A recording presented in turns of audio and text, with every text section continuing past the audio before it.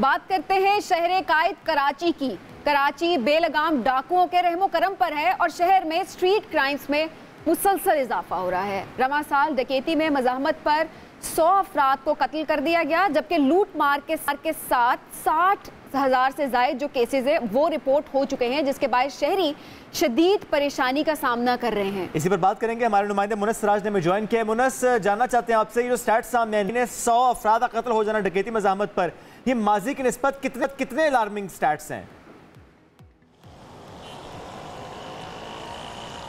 जी शुएब, बहुत शुक्रिया।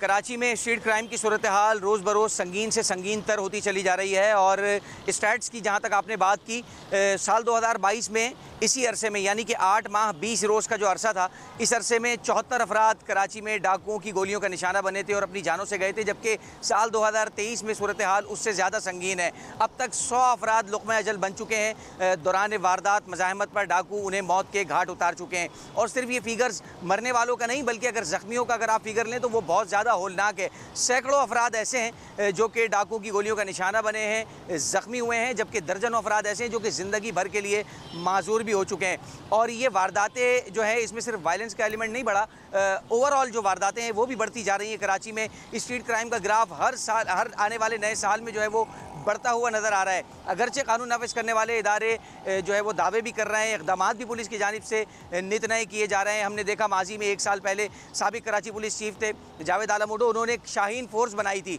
और उन्होंने बाकायदा प्रेस कॉन्फ्रेंस करके ये कहा था कि ये सिर्फ और सिर्फ specifically anti street crime squad के तौर पर काम करेगी, स्ट्रीट क्राइम का खात्मा इस फोर्स का आज़म होगा। लेकिन बदकिस्मती की बात है कि वो फोर्स कहीं नज़र नहीं आई। हमने एक सर्वे रिपोर्ट भी की थी, हमने आम लोगों से राय ली कि आपने कहीं शाहीन फोर्स के जवानों को गश्त करते देखा है, कहीं वो सड़कों पर नज़र आए, तो हर एक शहरी ने यही कहा कि उन्हें कहीं वो फोर्स नज़र नहीं आई। इसी तरह से anti street crime falcon squad थे, एंटी स्ट्रीट क्राइम फोर्स थी, मुख्तलिफ यूनिट्स पुलिस की जानिब से बनाए जाते हैं। कराची में तजर्बे तो बहुत किए जा रहे हैं, लेकिन बदकिस्मती से उसके समरात जो है वो आवाम तक नहीं पहुँच रहे हैं। CPLC के रिपोर्टेड फिगर्स हैं कि 60,000 से ज़ायद वारदातें अब तक कराची में रिपोर्ट की जा चुकी हैं स्ट्रीट क्राइम की। शहर का कोई इलाका, कोई गली, कोई महल्ला ऐसा नहीं है जो इन चोर या लुटेरों से महफूज हो। बल्कि अब इस तरह की भी CCTV फुटेजेस सामने आने लगी हैं कि जो बंद दफातर और जो अमूमन दीगर मकामात के मुकाबले में निस्बतन महफूज तस्वुर की जाते हैं, वो मकामात वहाँ भी डाकू धड़ल्ले से घुस रहे हैं और बाकायदा वारदातें कर रहे हैं। और अब एक जो परेशानी है कराची वालों के लिए हाल ही में जो पैदा हुई है वो ये भी है कि कराची के डिस्ट्रिक्ट सेंट्रल में एक ऐसा डाकुओं का ग्रुप है जो पुलिस के लिए छलावा बना हुआ है और वो तकरीबन 10 से 15 मोटरसाइकिलों पर बाकायदा मुसल्ला जत्था जो है वो यलगार करता है इस तरह के मकामात पर, जो कि जैसे चाय के होटल हैं, रात गए तक ऐसे मकामात हैं जहाँ पर नौजवानों की रौनक लगी होती है, बैठकें लगी होती हैं, वहाँ पर बाकायदा डाकुओं के मुसल्ला जत्थे यलगार करते हैं और एक ही लम्हे में कई अफराद को लूट कर फरार हो जाते हैं। तो स्ट्रीट क्राइम की जो फिगर्स हैं वो खतरे की घंटी ज़रूर बजा रहे हैं और इस हवाले से बिल्कुल जो है वो संजीदा इक़दाम करने की जरूरत है। मुनस, जहाँ पर आपने दावों की बात की, वहाँ पर निगरान हुकूमत ने भी तो दावा किया था, ऑपरेशन स्टार्ट किया था। निगरान हुकूमत ने कहा था कि जराइम का खात्मा हम करके रहेंगे। नई भर्तियां भी हुई, कुछ लोगों को मुअत्तल भी कर दिया गया था। क्या प्रोग्रेस सामने आई है इस ऑपरेशन की? कहा भी था कि 4 हफ्तों में 70% क्राइम कम होगा।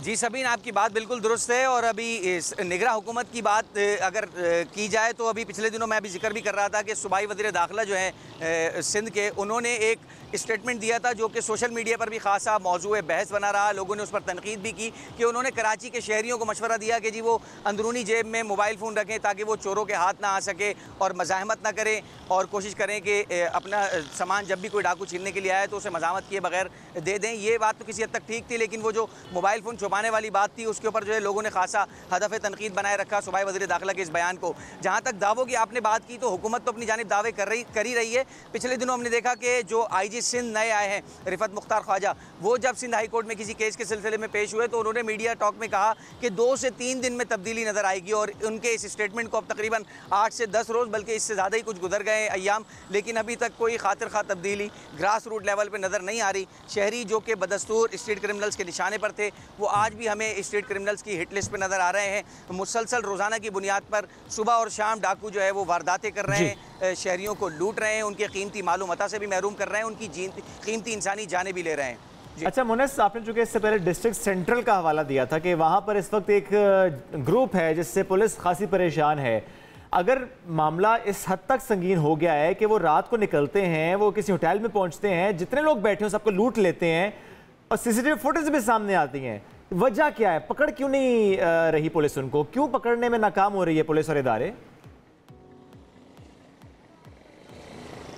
शुएब, ये बात बिल्कुल दुरुस्त है कि डिस्ट्रिक्ट सेंटर का जो ग्रुप है वो पुलिस के लिए छलावा बना हुआ है और उसमें तकरीबन 10 से 15 मोटरसाइकिलों पर सवार जो मुसल्ला जत्था है डाकुओं का, वो धावा बोलता है ऐसे मकामात पर जहां आवाम का इज्तिहाम होता है, जहां इज्तिमा होता है, काफ़ी लोग जमा होते हैं और बाकायदा 20-20, 25-25 अफराद को और कहीं कहीं 50-50 अफराद को लूट कर उनसे मोबाइल फ़ोन छीन कर और महज 1 से 2 मिनट के वक्त में ये तमाम तर वारदात अंजाम देते हैं और उसके बाद फरार हो जाते हैं। इस ग्रुप की अब तक 2 से 3 वारदातें सामने आ चुकी हैं। पुलिस हुकाम रिवायती अंदाज में दावे तो कर रहे हैं कि मुख्तलिफ ज़राए इस्तेमाल किए जा रहे हैं, टेक्निकल एविडेंस जो है वो कलेक्ट किए जा रहे हैं। शुक्रिया साथ थे और हमें अपडेट कर दें।